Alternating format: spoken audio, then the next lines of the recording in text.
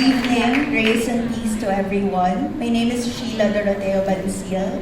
I am here to share about God's faithfulness and miraculous healing in our family. Last December 2022, my father became seriously ill on top of mental health issues. On December 28th, we rushed him to the emergency room because of alarming symptoms. He has been refusing to eat. All along, we thought that it was just him being difficult due to his mental health issues. But when we had it checked, it was discovered that he had bleeding in his stomach. 3 days into his stay at the Philippine Heart Center, on December 31, my mom called us early in the morning telling us that my father is no longer waking up and the doctor advised that he should be transferred to the ICU to be intubated. It was devastating for us. It was his first time to be admitted inside a hospital, and he went into a coma due to metabolic encephalopathy, caused by complications from the internal bleeding and his pre-existing diabetes. He was in such a deep coma with a Glasgow Coma Scale or GCS of 3 out of 15, the lowest score a living person can possibly have. Indeed, the situation was very dire. In 2023, Victory's rallying cry is miracles. We mostly attended the 5 p.m. service right after we did our errands for our mom in the hospital from morning to afternoon. In January 2023, after spending 1 week in the ICU, our family doctor told us our dad had a bad prognosis. He consulted and discussed with other specialists in the medical team and all said that he probably might not be able to wake up from the deep coma.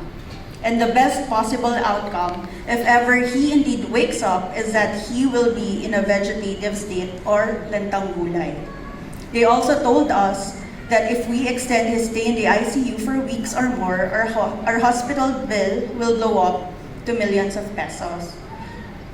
But God's grace is sufficient. Amen. We kept on pushing even during the times when we thought we could no longer bear the struggle. The whole family was languishing, but the faith that can only come from the Lord arose in that situation.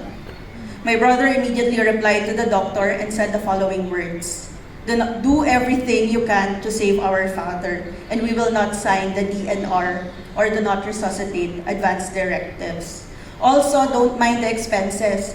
God will provide and my father will wake up. There are so many people praying for him.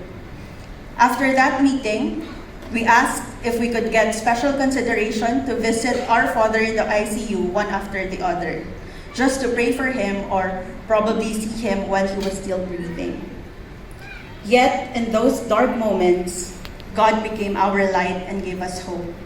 That very Sunday, the preaching was about the centurion's faith.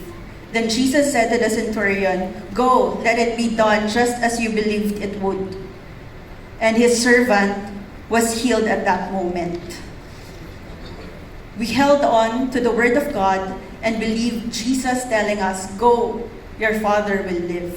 Amen. And God's word is so powerful. Hallelujah. He made it happen. Hallelujah.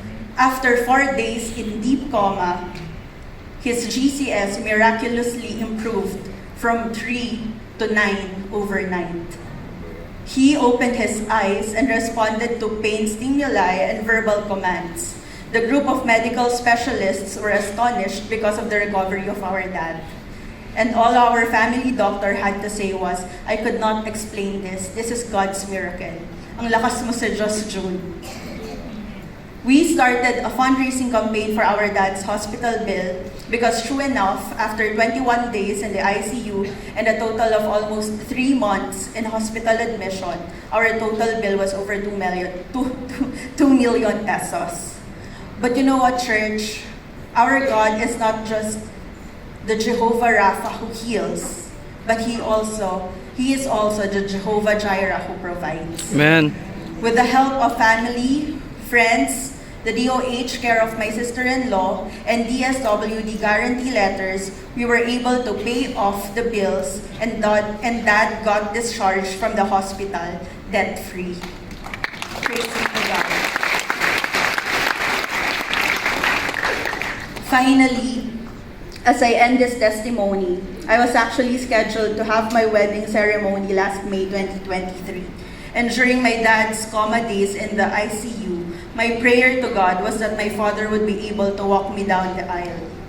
So Lord, please let him live and fully recover. The May 2023 wedding got postponed because he was still recuperating and partially bedridden. So we rescheduled it to September 23, 2023. But nonetheless, during my wedding day, my dad and my mom walked me down the aisle.